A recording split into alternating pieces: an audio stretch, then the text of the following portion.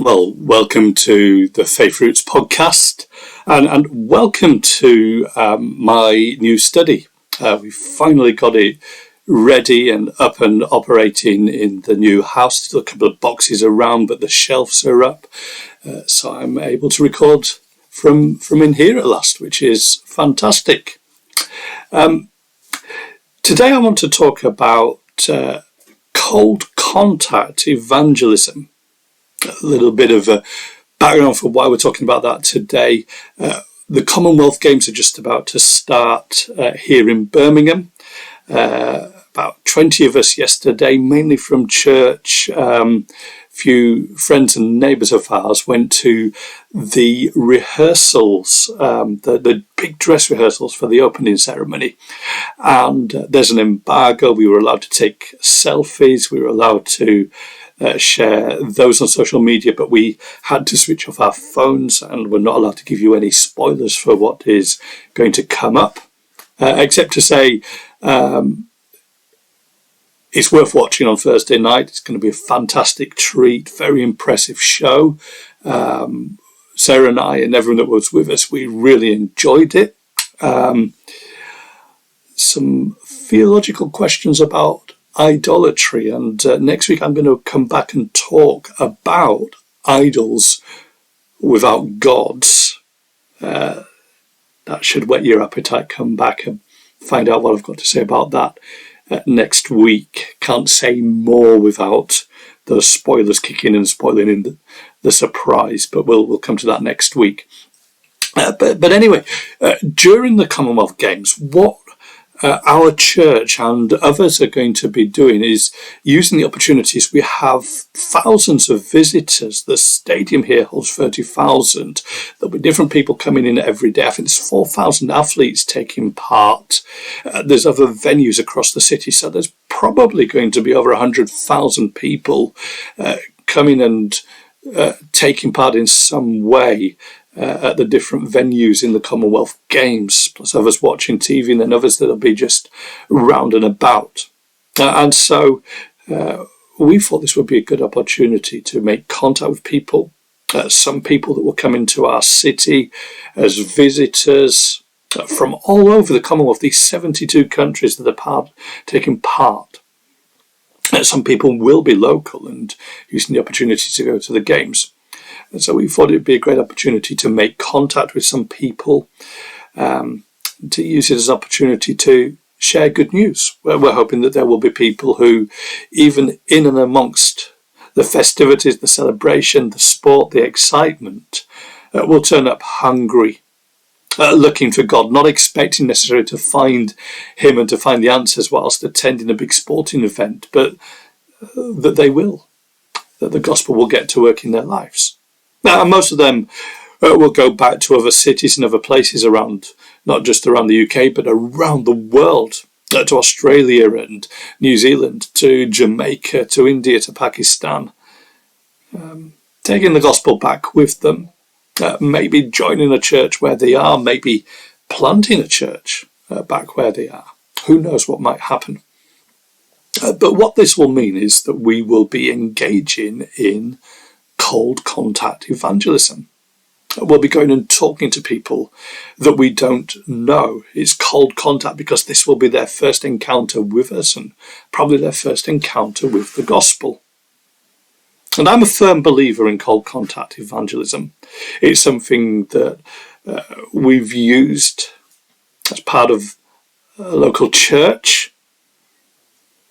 I think it's a good thing and something that churches should be doing and something that churches need to do. So just to remind you again, when I'm talking about cold contact evangelism, I am talking about evangelism where this is your first contact with someone. It's cold. It's not being warmed up for you. And that's different from friendship evangelism. There's been a big emphasis on friendship evangelism, rightly so.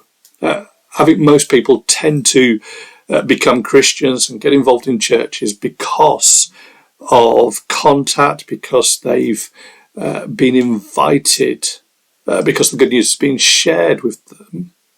by their friends, by their neighbours, by people who already know them well, even by relatives. And in fact, that's probably how most of us listening in or watching in to this came to faith. A friend, a family member told us about Jesus. That would include if you were born into a Christian family and taken along to church as a child. Then it's been that friendship, it's been that warm evangelism that has introduced you to the good news. So that's important. But if our evangelism depends solely on friendship evangelism, on warm evangelism, then that means that we will limit who gets to hear the good news. Because the reality is that the vast majority of people don't have Christian friends. And so if they've got to wait for a friend to know Jesus, and for that friend to then think, oh, I might invite them along, or I might tell them something, they could be waiting a long time. So cold contact evangelism is important because, first of all, it introduces us to people who don't have friends who know Jesus. Secondly, it can be helpful because what you might find is that that person already knows a Christian but hasn't yet picked up on what that Christian has been modelling, what that Christian has been living, what that Christian has been saying, or maybe that Christian hasn't yet had the confidence to tell them about Jesus or even invite them to something. And so what will sometimes happen is that somebody's first encounter with the gospel, even though they know Christian friends, is to meet somebody through door-to-door outreach, through open-air evangelism, through those kinds of things. And then they go back and talk to their friends. So I bumped into one of your lot, and they gave me this invitation to this event, or they gave me some literature to read or a video to watch. And that can lead to further conversations. So we need cold contact evangelism because most people don't have Christian friends, and we want people who don't know Christians to get to know Jesus. That means that by definition, cold contact evangelism is really about starting the process of making friends with people that don't have Christian friends. And it's helpful to think about it in those terms because there is a resistance. There's a nervousness around the types of things that I'm talking about today. I find that this idea of going cold contact, knocking on a door and giving somebody some literature, or doing something out in the open air in the street, this has negative connotations. Why does it have negative connotations? Well, I think two reasons. First, because we've experienced cold contact sales or evangelism ourselves. We've experienced it from the secular world, the person who tries to sell you double glazing. Or rings you up with this or that offer, mobile phones, whatever it is. We've experienced the pushy, the rude, the dishonest salesman. And we don't like it, and we felt that our privacy's been invaded. And so we assume that that is how everybody will feel about all forms of cold contact.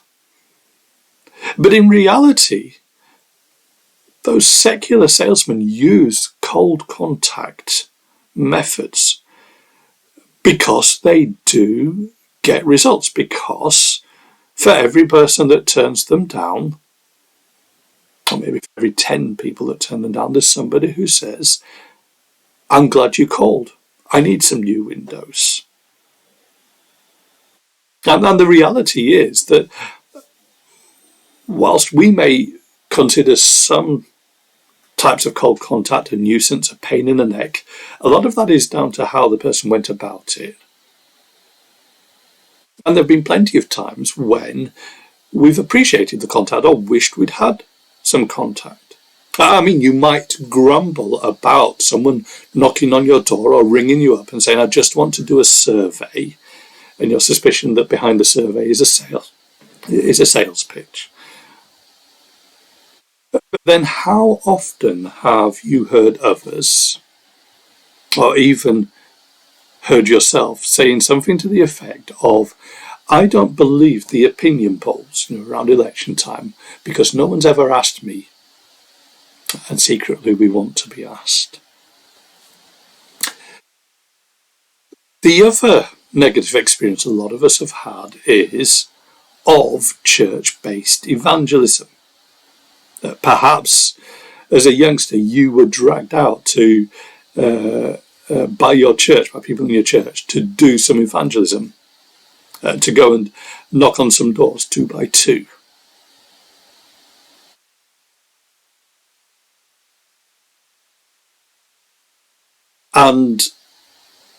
Or to get involved in an open air event and to do some open air preaching.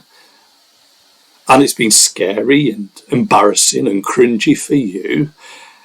And you felt uncomfortable with the approach, that there's been this sense that the gospel's been forced down people's throats, that you go in and knocking on doors and you've got to get the convert, and so you've got to hit them with hellfire. And it's not felt right. And in fact, your concern has been that that's probably put people off. Oh, I forgot to mention one of the experiences we've had the other way is we'll have experienced people doing that. Maybe even a Christian, maybe you've witnessed a street preacher railing against the culture of the day. You've had the Jehovah's Witnesses or the Mormons call. So it gets this bad reputation. And the main thing I wanted to get across today is that it doesn't have to be like that. In fact, I would argue that it shouldn't be like that. Because I want to come back to this point, that the main priority in cold contact evangelism is first introduction, so that people who don't have Christian friends get to have Christian friends. Starting a friendship. The aim when you make that contact is not to do everything in one go. If everything happens in that first conversation, brilliant, but the aim is to make that first contact. My aim in the Commonwealth Games will be to make a first contact so that people can then link up with Christians and build friendships back home. When I do evangelism here in the West Midlands, I'm looking to start to build up contact so that I will make some new friends, so that these people will have a new friend who happens to know Jesus, with the hope and the prayer that there'll be follow-up, that there'll be further contact. And so I'm not under pressure to lay everything out in that first conversation. I'm not under pressure to count the converts to see how many people have said a sinner's prayer on that day. That helps me relax a bit. So what do I do when I do this type of evangelism? Well, I use the same method, essentially, but I do it in 2 different contexts. The first contact is what traditionally is called door-to-door. Knocking on some doors on the street, not just putting something through the letterbox, to make contact with the people living behind those doors. So what will I do if there's a street that I want to visit? Well, I'll go out and I'll ring the bell. We say door knocking, but it's usually ringing the doorbell these days. I'll check first. Because some people will have put a sign in their door saying that they don't want cold callers. They don't want to be visited. Specifically, they will often say no religious callers. And you could get into a dispute about whether this is religion or something else. Don't do that. If they say they don't want religious to call us to come, they are asking you and me not to knock on the door. Respect that decision and trust their salvation to God's sovereignty. What I'll do is I'll take with me something to give them. I found in Smethwick that actually one of the best things I could do was very simply to provide a newsletter from the church. One of my friends actually referred to it as the parish newsletter, and that went down a treat. And so I'll knock on the door, I'll introduce myself, I'll say I'm Dave, I'm from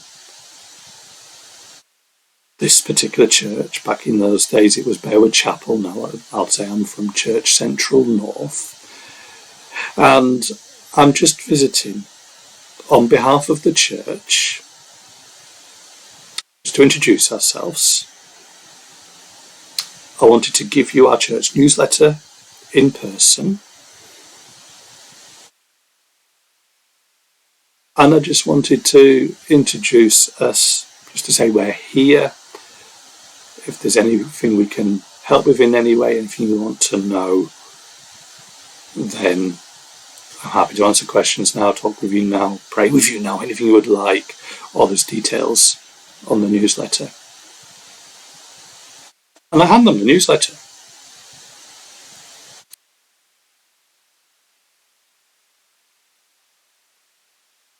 And most people will take it. Some people will say no thanks, but most people will take something like that.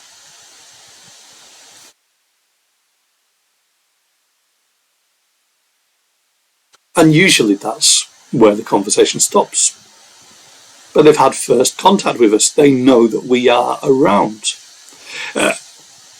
Called Eric Harmer, who was a church planter, presumably still is a church planter and pastor down on the south coast. He used to do some training for these kinds of things, and his argument was this: you know, when you see an advert on the telly, or when you get that cold contact visitor, usually the expectation of the person doing the advertising isn't that as soon as you see an advert for a new car or a new washing machine on the TV, they're not expecting you to rush out and to buy it immediately.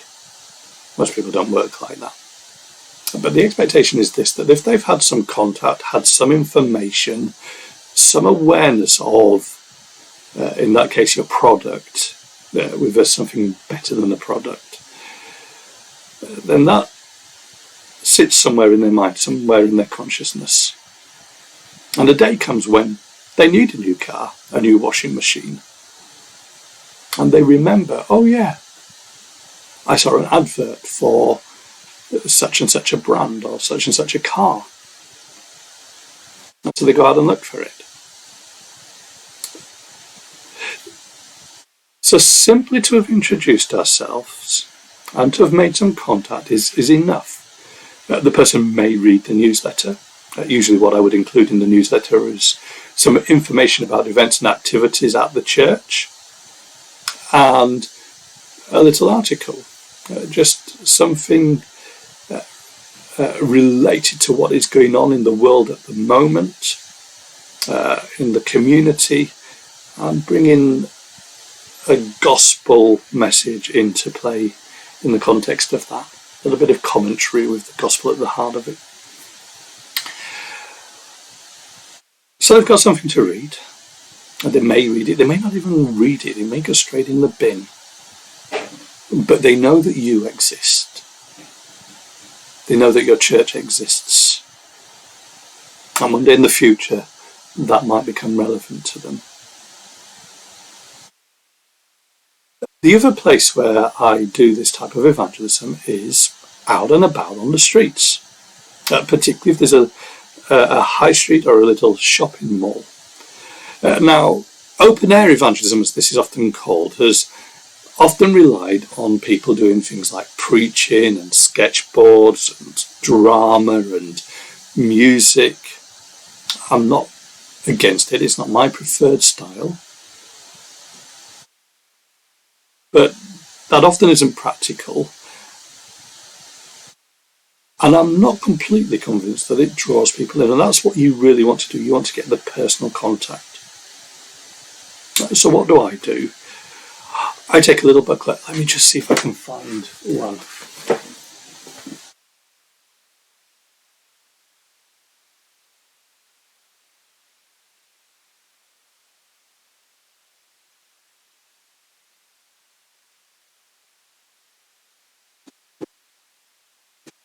Look at this.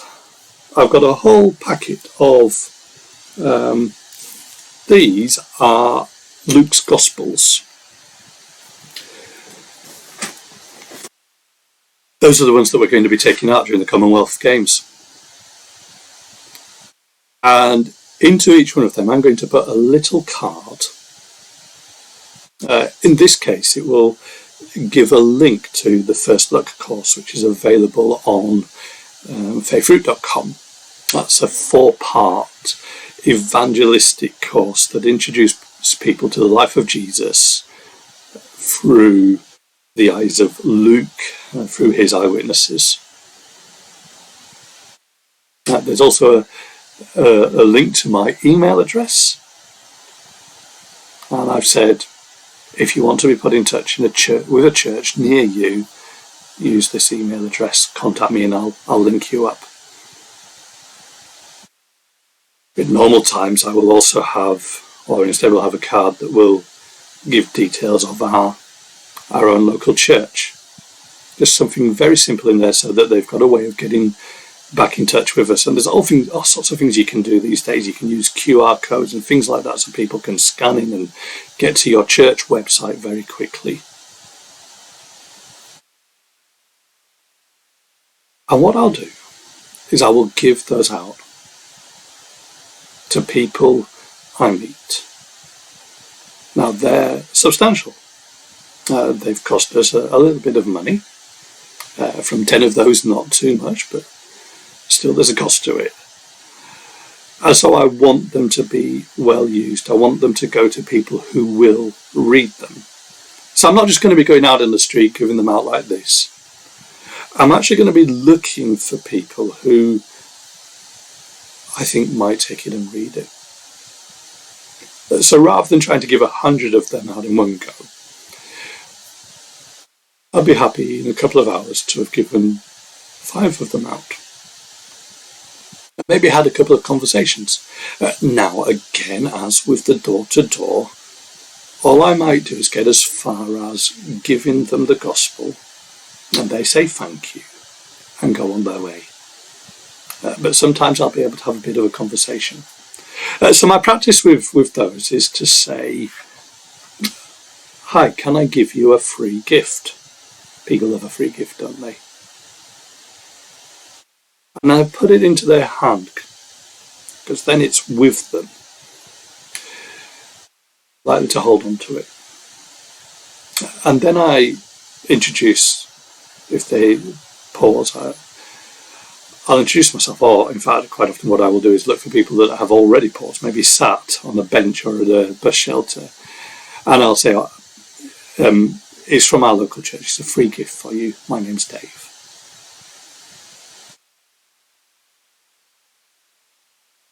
And then I'll gauge the situation, that they look open to having a conversation. I'd say just something like, this booklet is a little bit of the Bible. I don't know if you've read anything from the Bible.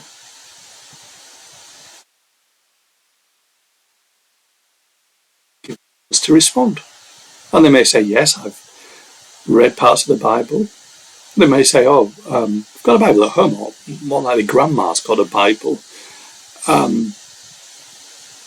Never read it, wouldn't know where to start. And then the conversation can go whichever way you want. You can start to tell them a bit about what that little booklet is about. You can start to find out, what do they know about Jesus? What do they know about what the Bible says? If anything, again, they may remember bits and pieces. They may have been to a Sunday school once or a message church. They may have heard things at school in religious education, or just have picked up things, just even from Christmas and Easter. They may be coming from a different faith background. So quite often, for example, I'll meet Muslims on the street and they'll say, yeah, I know about Jesus. We call him Easter. He's one of our prophets. And they'll want to tell you about what they believe about him and their beliefs more generally. And you're starting to have this conversation that is building up a relationship that is as much about you getting to know them as it is about them getting to know you.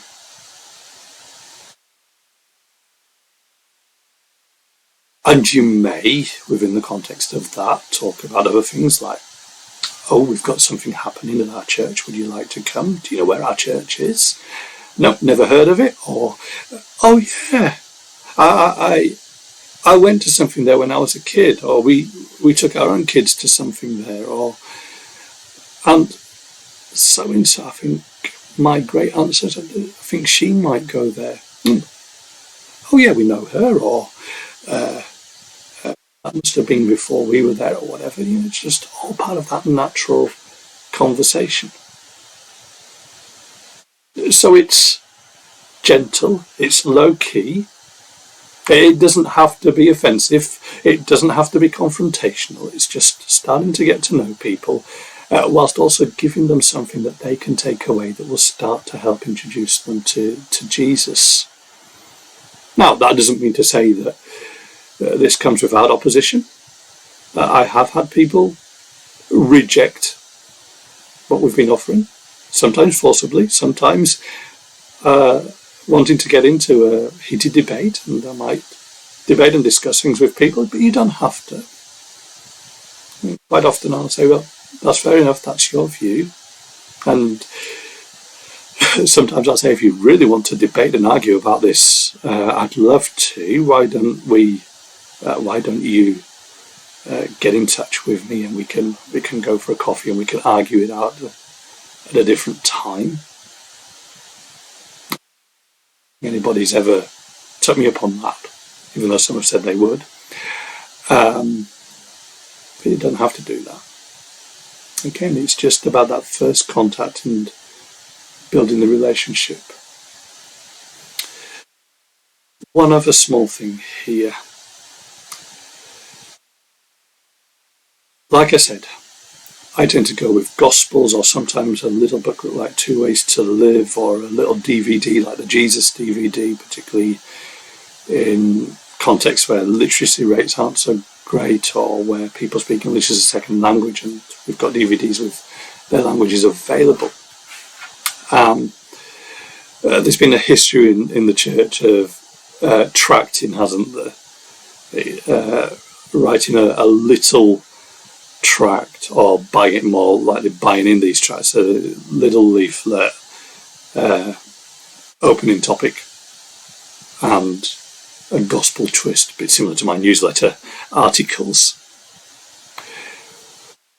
My experience is that you find yourself giving up hundreds, thousands of them, and most of them end up on the ground, which, as well as being a waste and a nuisance and a failure in that respect, is also a littering nuisance, and is not going to make you and your church popular when people have to come and clean up on the streets and find these tracts with your church contact details on. So I tend to lean against doing that. If it works for you, great. My preference is not. Because, first of all, I think there's a huge benefit in getting something that is substantial to someone's hands. Here's your free gift, a DVD or a booklet. That feels worth something to them. They know you've gone to an effort. This could be something of interest. They're more likely to take that home. And time again, I've seen someone take something, and they've either put it in their bag for later, or even more amazingly, I've watched, and if they're sat at the bus stop, I've noticed them starting to read it. It's great. They're much harder to throw away. But the other thing is this, I've mentioned things like 2 Ways to Live, they're great, there's other booklets as well. I like giving out Gospels because I don't think you can do any better than giving people the actual Word of God to read for themselves, the actual story of the Gospel from the eyewitnesses, the very words of Jesus. So there's just some thoughts, some hints and tips. We might return to some of these things later. Please feel free to get in touch with any questions or comments. And if there's anything you'd like us to go into more detail about in future podcasts, let me know and we can do that as well. I hope that's been helpful for you today. Please do pray for our outreach in the Commonwealth Games. And if that's something you want to get involved in yourself, get in touch as well. Thank you.